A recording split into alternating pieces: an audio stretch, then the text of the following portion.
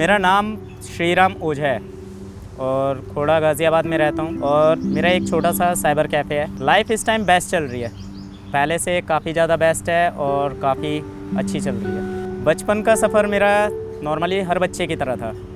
बस जिस उम्र में बच्चे खेलते थे उस उम्र में मैं बैठ के देखता था, और स्कूल में जिस उम्र में बच्चों को एडमिशन मिलता था मेरा एडमिशन उससे थोड़ा ओवर एज में हुआ था, क्योंकि जल्दी कोई स्कूल एक्सेप्ट करने के लिए रेडी नहीं था मुझे। धीरे धीरे मेरी मम्मी काफ़ी अच्छी थी, मेरी मम्मा ने कन्वेंस किया, पापा ने कन्वेंस किया और फाइनली मुझे स्कूल में एडमिशन मिला। कोई भी नॉर्मल पर्सन होता है, स्कूल जाना, प्रेयर अटेंड करना। मैंने आज तक प्रेयर अटेंड नहीं की, मन मेरा भी करता था प्रेयर अटेंड करने का, नॉर्मली बच्चों के साथ और कंपटीशन पार्टिसिपेट करने का।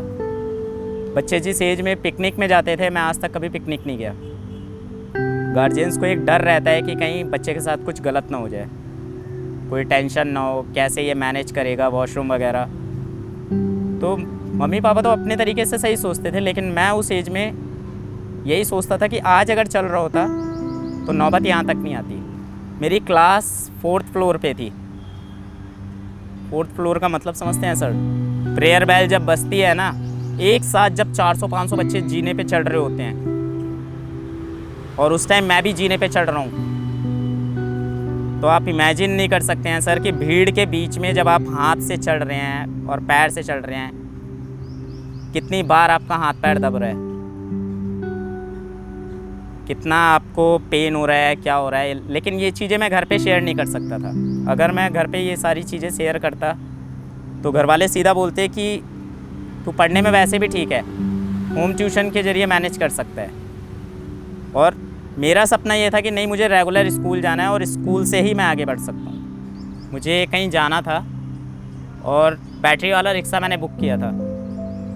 2-3 जगह मैं बात कर रहा था तो उन लोगों ने मुझे देख के इग्नोर कर दिया। फाइनली जब एक रिक्शे वाले ने रोका भी तो उसके रिक्शे में सवारी थी, और जैसे ही उसने मेरे को बैठाने के लिए रेडी हुआ, वो चारों सवारी उतर गई, चारों लेडीज़ें थीं। और उस रिक्शे वाले ने पूछा आप क्यों उतर गए, तो उन्होंने बोला इनके साथ हमें बैठना ही नहीं है, आप इन्हें बैठा लो। उन्होंने पूछा ऐसा क्यों, मैंने नहीं बैठना, बस नहीं बैठना, इतना बोल के वो लोग जवाब दे गए। रिक्शे वाले ने मेरे को बोला भाई तू बैठ, मेरा काम है तुझे छोड़ने से, जहाँ बोलेगा वहाँ छोड़ दूँगा। उसने मुझे छोड़ा। मेरा एक सिंपल सा क्वेश्चन ये है, मैं तो हाथ पैर से हैंडीकैप हूँ, ठीक है, पर वो जो लेडीज़ें थी वो दिमाग से मेंटल थी। मैं मेंटल भी नहीं बोलूँगा, दिमाग से विकलांग बोलूँगा उन्हें, जिसे बोलते हैं ना दिमागी तौर से विकलांग। मेरी विकलांगता तो शायद कभी ना कभी सही हो जाए। मैं यहाँ कुछ करने आया हूँ तो वो करके ही जाऊँगा, पर जो उनके दिमाग में विकलांगता है वो किस तरह ख़त्म होगी। सर, कैफ़े चालू करने के लिए बहुत लॉन्ग टाइम से सोच रहा था मैं। मेरा पहले जो कैफ़े था पार्टनरशिपिंग में, 2 बार पार्टनरशिपिंग की और दोनों बार दोनों ने चीटिंग किया मेरे साथ। इन्वेस्टमेंट उनकी भले ही रही हो, स्ट्रगल मेरा था, पर कभी भी उन्होंने किसी भी तरह से, मतलब जिसे बोलते हैं ना कि हेल्प करना, हेल्प के नाम पे फरारी काट गए, मेरा यूज़ किया और भाग लिए। कैफ़े अपना सेल्फ डिपेंड चालू करने का फिर मैंने सोचा, मेरे दिमाग में आया क्यों ना मैं NGO सर्च करूं जो मेरी हेल्प कर सके। मुझे NGO से कोई फंडिंग नहीं चाहिए थी, और मुझे ऐसा बंदा चाहिए था, मुझे रियलाइज़ ना हो कि हाँ मेरे हेल्प कर रहे हैं ये NGO से हैं या कहीं से। एज अ दोस्त, बेस्ट फ्रेंड चाहिए था। मैंने उस पर काम करना चालू किया, गूगल करना चालू किया। एक दिन में 150-150, 250-250, 300 कॉलिंग चालू हुई मेरी, पर कहीं पे कोई बेनिफिट नहीं मिलता था। करते करते सर इसी तरह से मेरा निकल गया कम से कम 3 से 4 महीने, मैक्सिमम 1.5-2 महीने पहले की बात है। तो एक केयर नीडी के नाम से मुझे NGO मिला, मुझे नहीं पता था, और मैंने कॉल किया। तो जैसे ही मैंने कॉल किया, मैंने सीधा यही बोला ये हैंडीकैप पर्सन की हेल्प कर सकते हैं ये NGO। तो मेरी बात उस टाइम अंकित भाई से हो रही थी। अंकित भाई ने मेरे बारे में काफ़ी कुछ पूछा। उसके बाद उन्होंने मेरे को ना एक टाइम दिया कि मैं आज ही आपके पास आ रहा हूँ मिलने के लिए।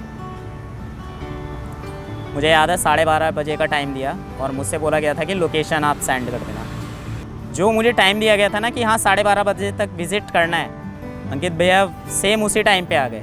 काफ़ी खुश हो जाता हूँ मैं कि अंकित भैया आ जाते हैं। उसके बाद अंदर आते हैं, मेरे बारे में पूछते हैं कि आपको कैसे स्टार्ट करना है, क्या क्या सामान की ज़रूरत है।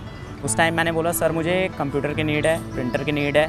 तो उस टाइम उन्होंने मेरे को बोला कि आपका ये सारा अरेंजमेंट हो जाएगा। धीरे धीरे उन्होंने मेरा अरेंजमेंट कराया और मेरा कैफ़े चालू भी हो गया। ऑडियंस और लोगों को मैं कुछ भी मैसेज दूं, इतना बड़ा तो मैं अभी हुआ नहीं हूँ। मैं सिर्फ इतना बोलूँगा कि मैंने ज़्यादा ज़िंदगी नहीं जी है, पर मैं सिर्फ एक बात बोलना चाहूँगा कि आपका आना आपके हाथ में नहीं है। हाँ, लेकिन आपको जाना है, ये आपके हाथ में है। और किस तरह से जाना है, ये आपके ऊपर डिपेंड करता है।